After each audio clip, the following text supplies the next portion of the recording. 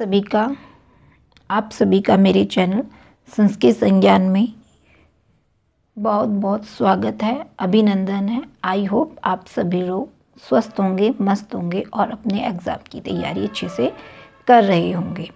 तो अभी हम पढ़ रहे थे, उससे पहले सफलता क्या है, और जैसे मैंने शुरू में बताया कि असफलता को भी हम पढ़ेंगे। तो साधारण रूप में हम कह सकते हैं कि एक तरह का इसका विलोम शब्द है कि सफलता और असफलता, सफलता का विपरीत असफलता। यहाँ पर मैं आपको बताना चाहूँगी कि जो हम असफल होते हैं वो वास्तव में असफलता नहीं है, एक हमारे लिए सीख है। सीख कैसे कि जब भी हम कोई कार्य करते हैं तो उसके दो ही रूप होते हैं, सफल होना, सफलता को प्राप्त कर लेना, या असफलता प्राप्त हो जाना। और जब हम असफल होते हैं तो वहाँ पर हमें ये देखना होता है कि हम असफल क्यों हुए, ऐसा कौन सा कारण रहा, ऐसे मेरे कौन से कार्य में कमी हो गई जो मैं सफल नहीं हो पाया। तो इस तरह से हम कह सकते हैं कि जो असफलता है एक तरह की क्या है, वो सफलता की चाबी है। और जब तक हम असफल नहीं होंगे तो हम सफलता का अर्थ ही नहीं समझ पाएंगे कि जो सफलता है उसका सफल होने के बाद हमें कितनी प्रसन्नता होती है। ये वह व्यक्ति अच्छे से समझ सकता है जो असफल हुआ और असफल होने के बाद सफल हुआ है। यहाँ पर ऐसे बहुत सारे आपको उदाहरण मिलेंगे, जैसे बिल गेट्स दुनिया के सबसे अमीर इंसान बनने से पहले बिल गेट्स ने हार्वर्ड कॉलेज के बीच में ही पढ़ाई छोड़ दी थी। इसके बाद उन्होंने अपना बिजनेस शुरू किया जो बुरी तरह असफल साबित हुआ।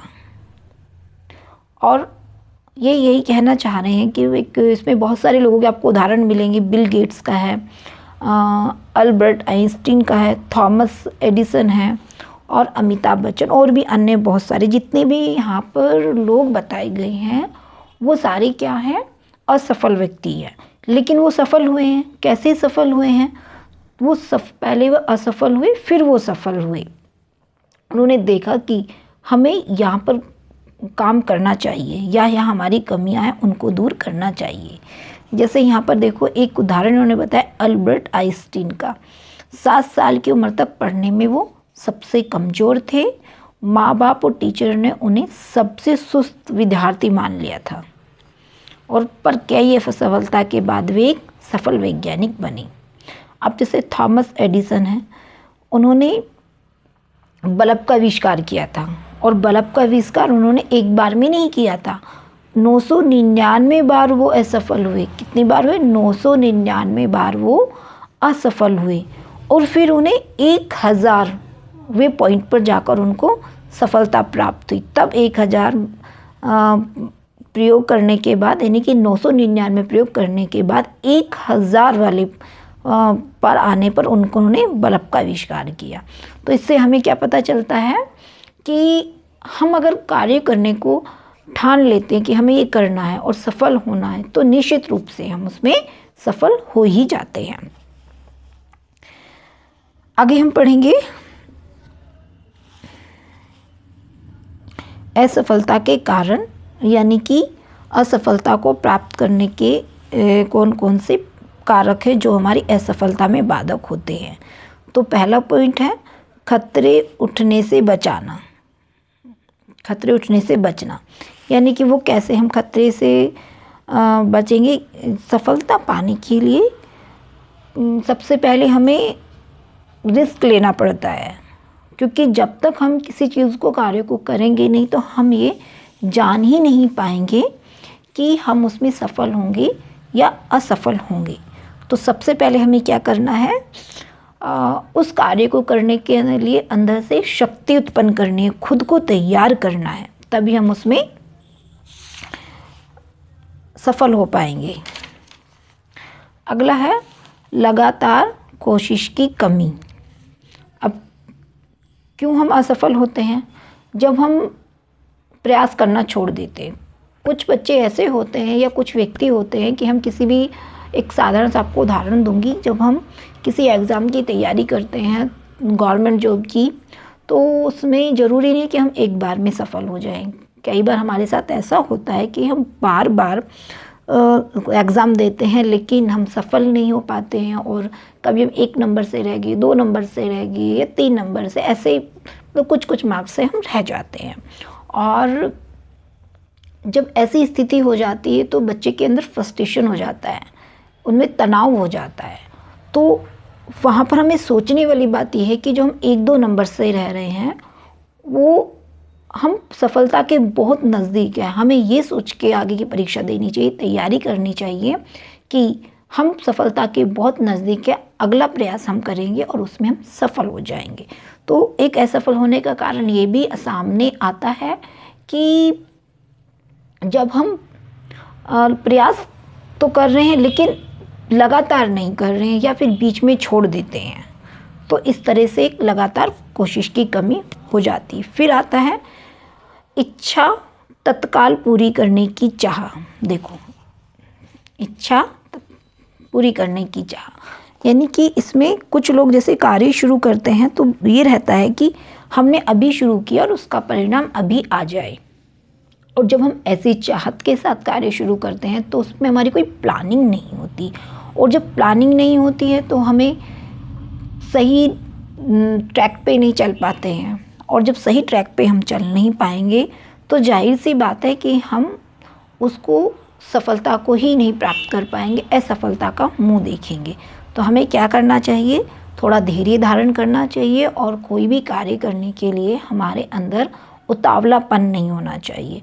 उसकी प्लानिंग करनी चाहिए, कितने समय में हमको ये पूर्ण करना है ये भी सोचना चाहिए, कितना धन लगेगा, और अगर कोई डिफ़िकल्टी आ जाएगी तो हम उसको किस तरह से हैंडल करेंगे। और साथ में मैं तो आपको ये भी कहना चाहूँगी कि वो जो हम प्लान बना रहे हैं वो फ्लेक्सिबल होना चाहिए, यानी लचीला होना चाहिए। अगला पॉइंट है प्राथमिकताएं तय न करना। अब ये प्राथमिकताएं क्या होती हैं, देखो अगला पॉइंट है प्राथमिकताएं। प्राथमिकताएं होती हैं वो कि हमको ये ही कार्य करना है, ये प्राथमिकता हो गई। लेकिन अगर कहते हैं कि हम बार बार चीज़ों को चेंज कर रहे हैं कि हमें एक बार डॉक्टर बनना है, और एक बार हमारे मन में आया कि हमें टीचर बनना है, एक बार मन में आया कि चलो पीसीएस की तैयारी कर लेते हैं, वनडे एग्ज़ाम की तैयारी कर लेते हैं, तो ये सारी चीज़ें क्या है, हमारे असफलता का सामना करवाती हैं।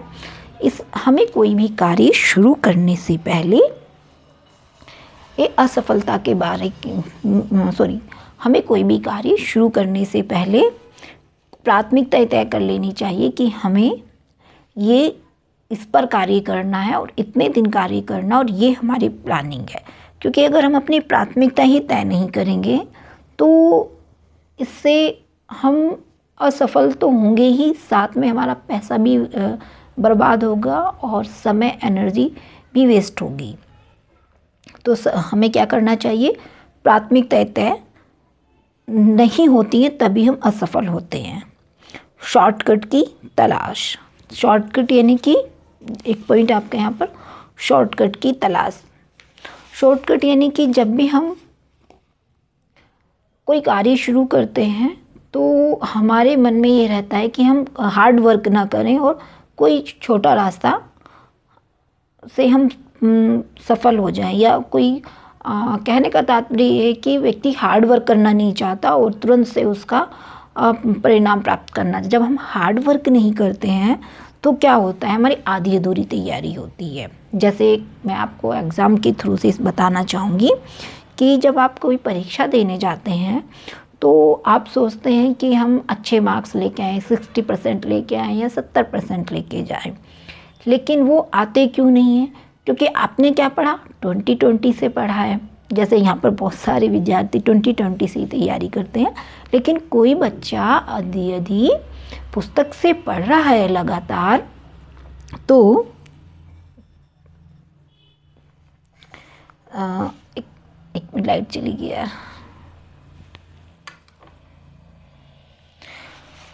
तो लगातार पुस्तक से वो पढ़ रहा है तो उसमें सफल होने के अधिक चांसेस होंगे, और वो अपनी उम्मीद से भी ज़्यादा मार्क्स पा लेगा। इसलिए हमें कोई भी सफलता प्राप्त करने के लिए शॉर्टकट नहीं अपनाना चाहिए, यानी कि जो सीधा रास्ता है वही हार्ड वर्क हमें करना चाहिए।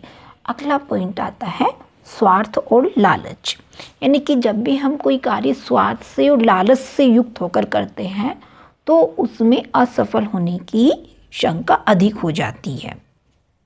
दृढ़ विश्वास की कमी, एक कारण ये भी आता है कि जैसे मैंने बताया था यहाँ पे शॉर्टकट की तलाश उन्हीं लोगों में होती है जिनमें दृढ़ विश्वास नहीं होता या हार्ड वर्क करने की शक्ति नहीं होती है। तो हमें जो असफलता का एक कारण क्या बनता है, दृढ़ विश्वास की कमी। अगला है कुदरत के नियमों को ना समझना। देखो इसको हमें कैसे जानना है, सफलता उसूलों का नाम है।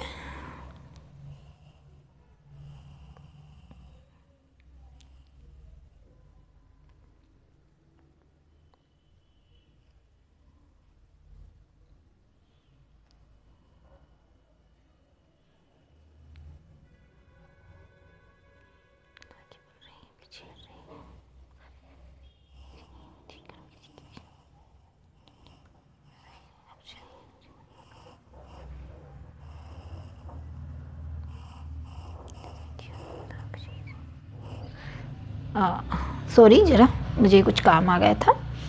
अब हम पढ़ेंगे आत्मविश्वास की कमी।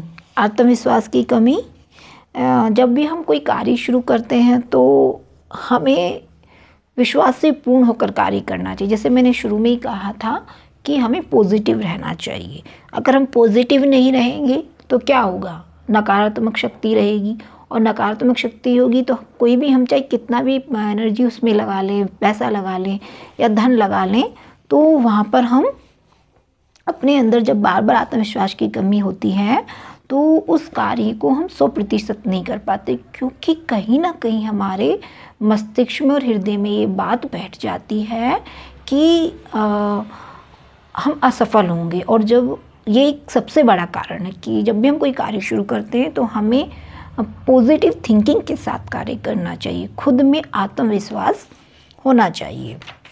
ठीक है, अगला पॉइंट है बहाने बनाना।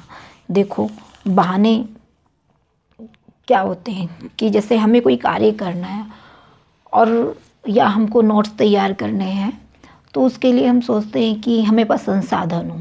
तो संसाधन कभी भी हमारी सफलता के लिए बाधक नहीं होते, संसाधन हो या ना हो।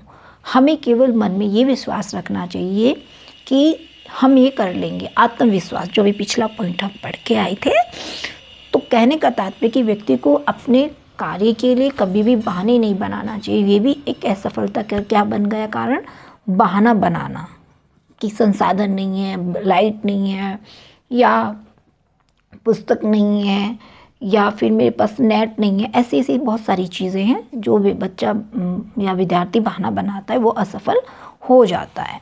पिछली गलतियों से सीख ना लेना। अब देखो ये सबसे बड़ा पॉइंट है।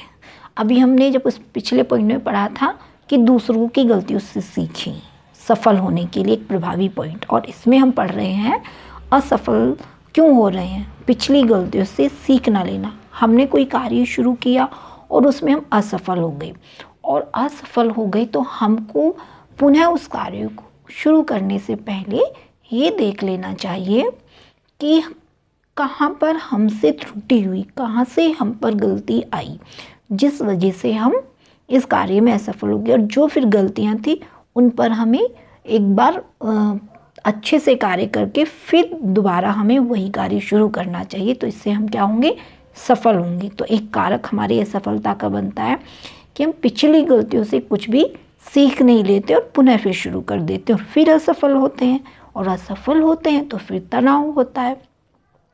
फिर अवसर को ना पहचान पाना। एक पॉइंट हमारे पास ये भी बनता है असफलता के लिए कि अपॉर्चुनिटी हमारे पास बार बार नहीं आती। अपॉर्चुनिटी बार बार नहीं आती, कहने का तात्पर्य यह है कि अवसर बाधाओं का रूप धरकर भी आ सकते हैं। अवसर क्या है, बाधाओं का रूप। कैसे, आपने कोई कार्य शुरू किया तो जाहिर सी बात है कि उसमें बाधाएं आती जाती रहती हैं, और कुछ बाधाएं छोटी होती हैं, कुछ बड़ी होती हैं, और हम सफलता के बहुत नज़दीक हैं। और जब हम सफलता के नज़दीक हैं और बाधा कुछ ऐसी आ गई बहुत बड़ी कि आपको छोड़ना पड़ रहा है, तो आपको वहाँ पर क्या करना है, वो छोड़ना नहीं है, आपको करना है। तो उसी चीज़ को वो कह रहे हैं, अवसर को ना पहचान पाना। क्योंकि जब आप सफलता को प्राप्त करते हैं तो उस सफलता में बाधक बहुत सारी चीज़ें ऐसी आती हैं कि आप असफल ना हो, और वही एक ऐसा पॉइंट है कि हम सफलता के नज़दीक हैं और हमको और थोड़ा प्रयास करके उस अवसर को प्राप्त कर लेना चाहिए। फिर डर, देखो डर क्या है, डर वास्तविक भी होता है, काल्पनिक भी होता है। वास्तविक होता है जो हमारे जीवन में मुख्य वास्तविक रूप से घटता है, और डर वो होता है जिसकी एक तरह की हम कल्पना कर लेते हैं। यानी कि वो कह रहे हैं कि जो डर है दो तरह का होता है, वास्तविक होता है और काल्पनिक। हम कोई कार्य शुरू करते हैं और तो हमें हमेशा भय बना रहता है कि असफल होऊंगा या सफल होऊंगा। तो यही जो थॉट है, यही जो थॉट आपका काल्पनिक है। और एक डर होता है वास्तविक, और वास्तविक डर में हम क्या करते हैं कि आत्मविश्वास की कमी और बहानेबाजी का वजह से वो वास्तविक बन जाता है। किसकी कमी से? आत्मविश्वास की कमी और बहानेबाजी की कमी से वो वास्तविक बन जाता है, जिससे हमें लगता है कि हम कर नहीं पाएंगे। लेकिन वहीं उसके जो विपरीत एक और डर था, वो काल्पनिक था। हमने कल्पना कर ली कि हम आत्मविश्वास से परिपूर्ण नहीं है। तो हमें क्या करना है, ऐसी चीज़ों से डरना नहीं है कि कार्य ठीक है, होगा सफल, अच्छी बात है, और असफल हो गई तो कोई बात नहीं। तो हम यहाँ पढ़ रहे थे असफलता को प्रभावित करने वाले कारक, तो एक पॉइंट बनता है डर। फिर आता है प्रतिभा का उपयोग ना कर पाना। आपके अंदर जितने भी कार्य करने की एक एबिलिटी होती है, मतलब एक योग्यता अलग होती है, और एक चीज़ होती है कि गॉड गिफ्ट जिसे कह सकते हैं कि आपको ईश्वर ने एक अलग से प्रतिभा प्रदान की है। तो वो जो प्रतिभा है, उस प्रतिभा का हम ठीक से उपयोग नहीं कर पाते। कई बार क्या होता है कि हम जानते हैं कि एक अच्छा गाना गा सकते हैं, एक अच्छा गायक बन सकते हैं, लेकिन हम अपने ग्रामीण परिवेश के कारण या आर्थिक परिवेश के कारण या फिर कोई भी अन्य कारण हम उस चीज़ का प्रयोग, अपनी उस प्रतिभा का उपयोग नहीं कर पाते हैं, और वो फिर वहीं दब जाती है। आगे आता है अनुशासन की कमी। अनुशासन की कमी, हम कोई भी कार्य शुरू करते हैं, हमारे पास 3 चीज़ें होनी चाहिए बहुत। एक तो हमारे पास दृढ़ इच्छा शक्ति होनी चाहिए, ठीक है, और दूसरा हम